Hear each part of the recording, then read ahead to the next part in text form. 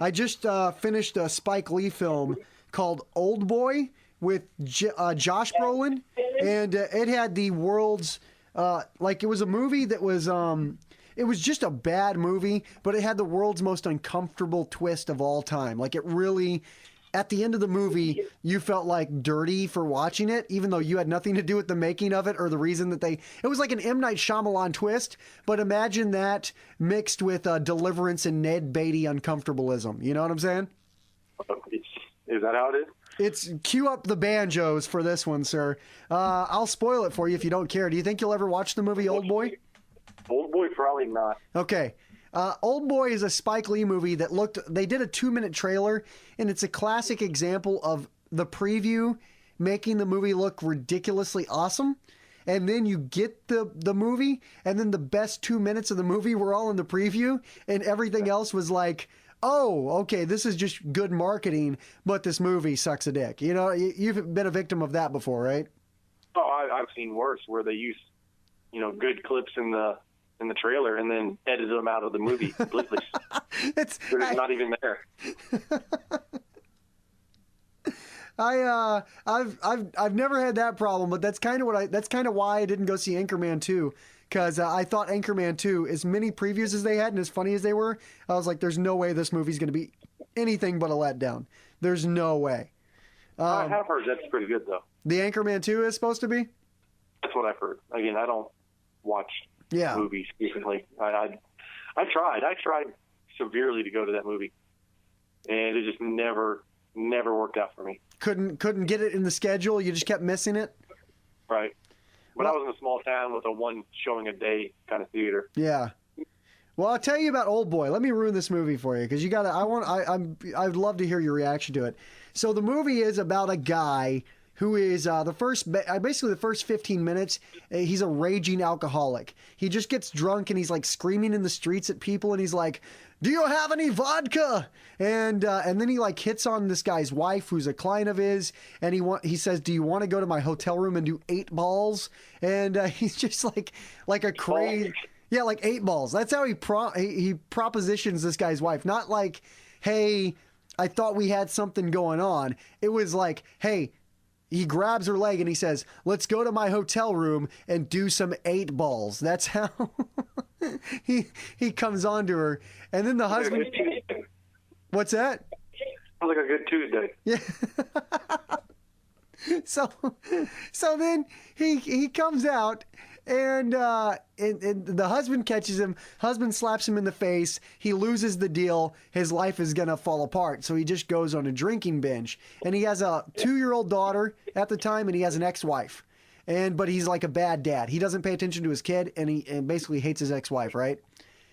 So this is happening. He's in the streets and he's yelling, "Vodka! Does anyone have any vodka?" About that time, a lady shows up with a yellow umbrella, walks up to him, and we see him pass out.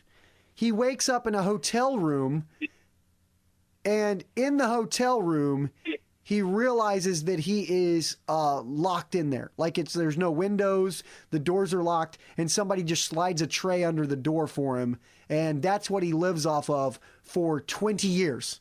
Locked in a hotel room. 20 years? 20 years. Locked in a hotel room. The maids don't let him out? Yeah, it's like, yeah. Well, no, there's this one scene.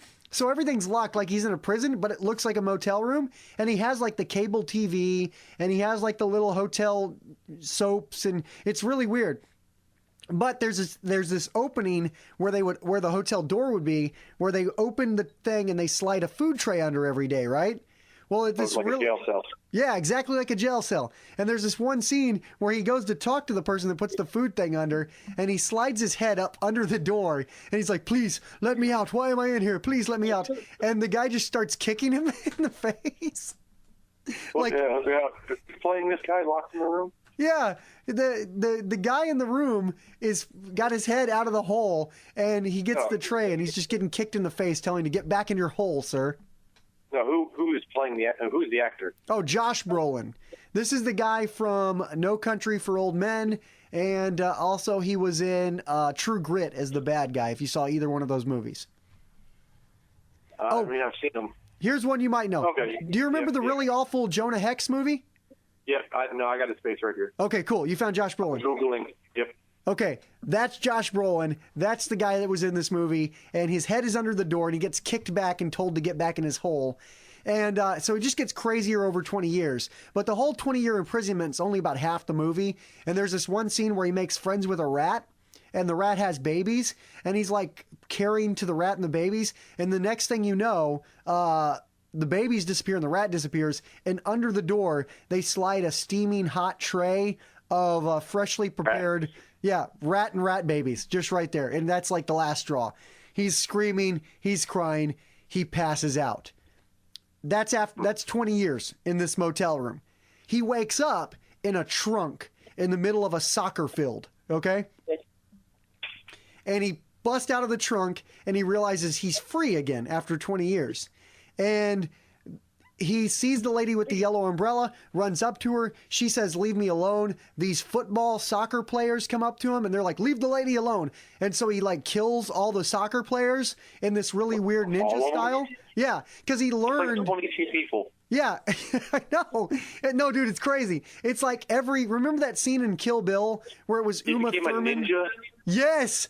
And while locked in the hotel. Yes. And do you know how he became a ninja?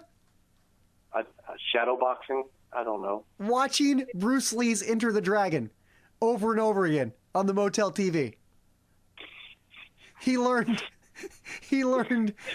like he learned the martial arts watching Bruce Lee's Enter the Dragon in the hotel while he's caring to his rat babies. Okay?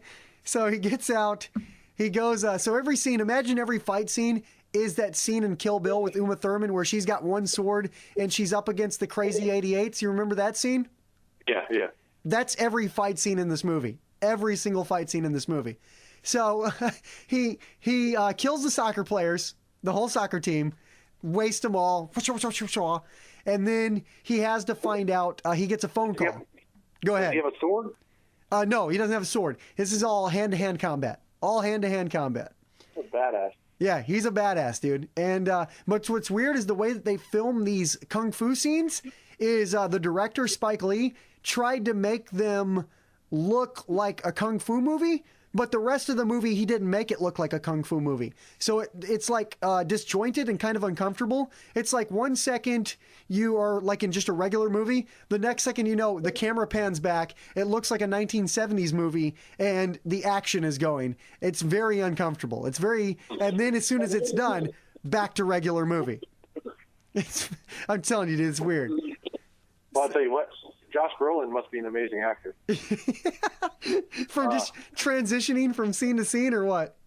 No, because yesterday he confessed to heroin use. Oh, did he really? According to Fox News and The Guardian. Okay, so now that you know that about him, you're right. I'm gonna rephrase it. On the line chart, he's right under he's right under Philip Seymour Hoffman as far as brilliant acting, and he's pretty good in the movie. But the scenes with the kung fu are just don't fit in with the rest of the movie. So let me try to get past that part. So now he's on a search to find. He gets a phone call. He's got an iPhone that he has placed on his body. That he like wakes up with. But keep in mind, the last time he was around was 1993. He gets an iPhone.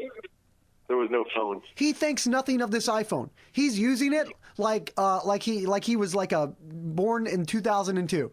He is using this iPhone. It's not even like, oh, this is a magical phone device in my hand. What is this? It's like he's surfing the internet. He's Googling people. He's trying to find his captors, and he's using the iPhone like no questions asked. Doesn't even have a learning curve. So I've seen it on TV. You see the preview for this, or you see the people using the iPhone? I'm just saying he's seen the iPhone on TV. Oh, well, maybe that's a good point. He became a ninja from TV. Why can't he learn how to use an iPhone? This is a fair point. If you're right, if you can learn the other thing he watches in the motel room, I forgot to tell you about, is he watches a lot of Suzanne Summers, like doing that thing where you remember where she had that thigh master thing, and she would work her thighs. That's the other thing that he watches a lot. It's like Enter the Dragon and then Suzanne Summers working out with a thigh master. That's the only two things that he watches in 20 years.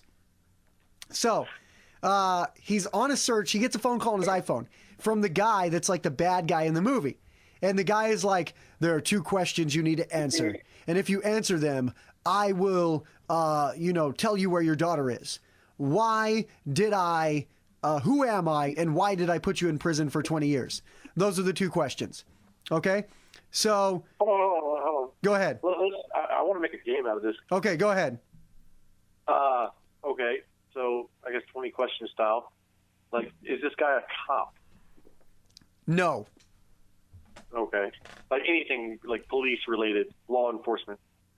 No. He's not related in any way to any kind of official law enforcement. Did he steal some money? Is he a criminal? I'm going to say, other than imprisoning Josh Brolin for 20 years in a motel room and paying for it to happen. No, I'm talking about Josh Brolin. Josh Brolin is a cop. Josh Brolin is a criminal. I'm trying to figure out why the guy kidnapped him. Josh Brolin's not a cop. Josh Brolin's not a criminal. No, he's just a drunk. That's it. Just a drunk office worker. So no to both counts. And there's no DWIs, fatal accidents? No. So why would this guy be looking for him? All right, so can I give you a hint? Yeah, we'll keep moving forward then, because I can't figure it out. Okay, just interrupt me when you have guesses then. So you know the 2 questions, right? Who am I and why did I imprison you? Those are the 2 questions, okay? All right. Shout out whenever you got a thought. Right. So then he goes, and Josh Brolin finds his old pal from high school that's now like a bartender, and he hooks up with him, and they're going to help find out who this guy is and all that stuff. And is anybody concerned that he's been missing for 20 years? That's the weird thing. His partner or his bartender friend, who knows that he's been missing for 20 years, doesn't really ask a lot of questions. He's just like, "Oh, hey, good to see you again. Come on in." And then Josh Brolin. In a while. Yeah, exactly. And then Josh Brolin tells him the story, and he's like, "That's crazy. We need to find out who this guy is." Instead of like, "Okay, I shouldn't be hanging out. This could be dangerous. Why am I involved?" He's just like, "Well, that's a wild story. What a crazy 20 years you've had. Let me get in on this." Yeah, let me join right in with you so I can go to jail for 20 years. So that's one character. And then the only other character you need to know about is there's this girl that becomes friends with Josh Brolin. Remember how he killed the whole football team and was chasing the girl with the umbrella? Well, He got interrupted when he was doing that by a nurse who, because basically the girl with the umbrella handed her umbrella to a homeless man. He chased a homeless man with the umbrella to like a blood drive for homeless people. And this lady who's a nurse gets out and she's like, "Listen, I don't know who you are, but you look like you need help. Here's my business card. Give me a call if you ever need anybody to talk to." And that was it. And so then he calls this lady, and she is like it's like the bartender friend, this lady and him trying to figure out what happened. So that's it. That's the whole premise of the movie. So you would think that there would be a lot of mystery and a lot of clues that they would need to solve, right? Yeah, so you're halfway through the movie now. Yeah, we're halfway through the movie. You have zero clue why any of this has happened. This is all build up. Exactly. This whole thing is all build up, and it all comes together with this climax that makes you uncomfortable. And Was it aliens? They have the Malaysian plane, and they have Josh Brolin in a motel room somewhere. No, it wasn't aliens. So that'll be another answer to one of your questions. No aliens are involved. But so that you think all these clues he'd have to find. What he really does is he said under the door, what they slid him every day in the hotel room to eat wasn't prison food. It was takeout from a Chinese restaurant. So he just goes like, the Chinese restaurant had the name Dragon in the title. They gave me dumplings. And so he goes to all the Chinese restaurants in New York City or wherever it's supposed to be, and he eats their dumplings, and then he tastes the right ones, and he knows where to go. Somehow he knows now. So he waits there. Somebody comes to get takeout. I'm serious, dude. This really is the movie. No question. This is ridiculous. So So now we have a random takeout leading us back to the bad guys. Exactly. That he scoured the city for. Yep. And he's going to chase down everybody that takes food out of there. Well, you would think, right? No, he takes the first person who comes to get a large amount of takeout. He doesn't even do any research. He just sees the first person who comes to get like 4 bags, and the guy that goes, "The usual, Tony, put it on my bill." And so Josh Brolin just looks at him and knows, like, this is the guy. The first guy. Yeah, I've tasted those Wranglers before. Yeah. Well, not but he smelled them or voodoo. something. Somehow he knew. So he gets a hammer and he chases this guy down and he gets like in the back of the van. He hops in the back of the van. This guy's taking the takeout back to the place, and they get into a garage. And without, again, any investigation whatsoever, before the guy can get the takeout out of the van, Josh Brolin bashes his head in with a hammer. Just brains on the floor. No, who are you? Who do you work for? Just fuck you for buying Chinese food. Yes.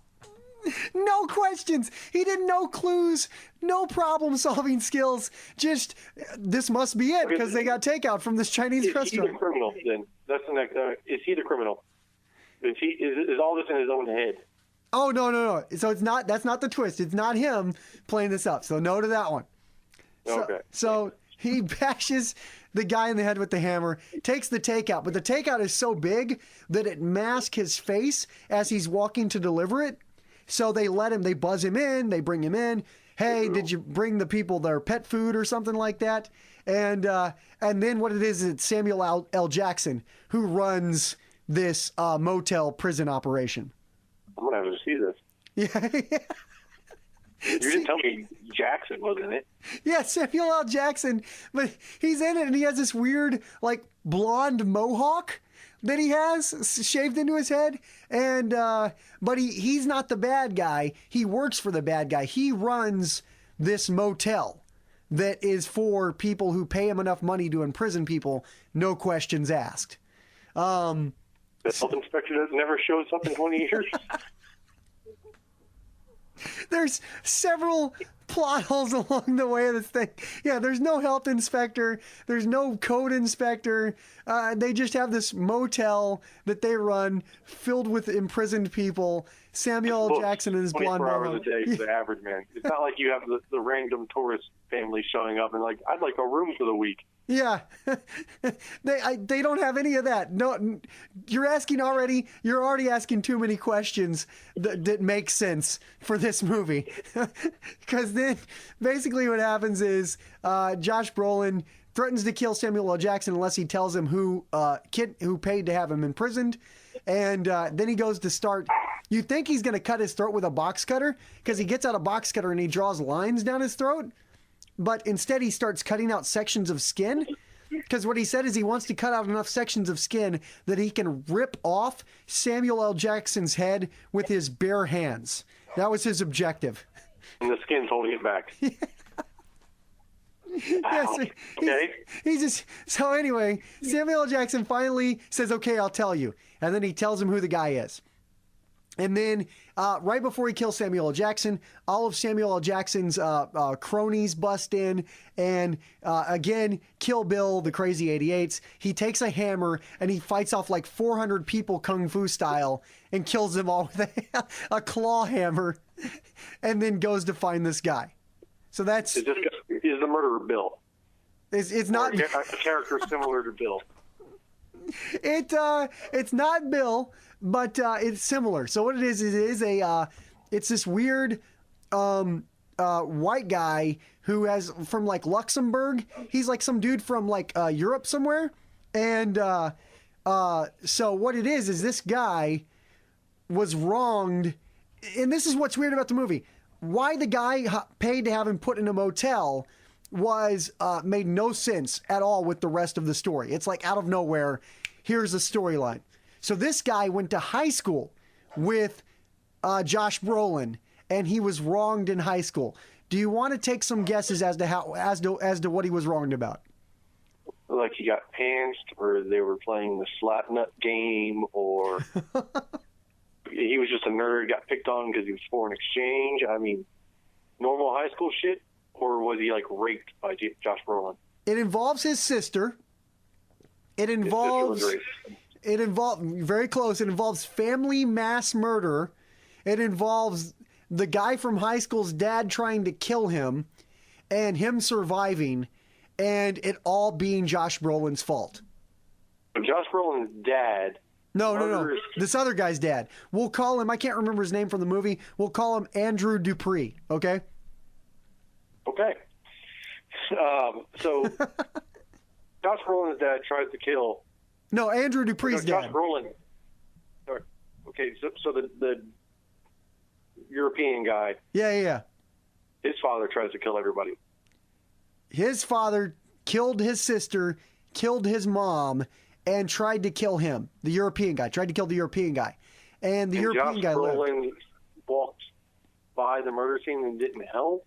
What he did is Josh Brolin used to pick on the sister, and he was an alcoholic from high school, so he's going to this garden at their school to find his vodka stash, which he has stashed under a greenhouse for some reason. So he goes under the greenhouse, gets the vodka bottle, is drinking vodka by himself, and he looks over and he sees the European guy's sister having sex with a guy, and he's drinking and watching it, and then he sees her face come down, and he sees that she's having sex with an older man, like an adult man, like a grown, and I think he assumes it's a professor or something. Gym teacher. So he tells the whole school the story. Tells the whole school the story about how he saw the daughter, or not the daughter, but the sister having sex with the old guy, right? Right. So that's why this guy is after him. Now, quick aside, and then I'm going to wrap it all up nicely for you. Quick aside is, while this is all going on and Josh Brolin is figuring this out, he's developed, you remember the nurse from the homeless blood drive?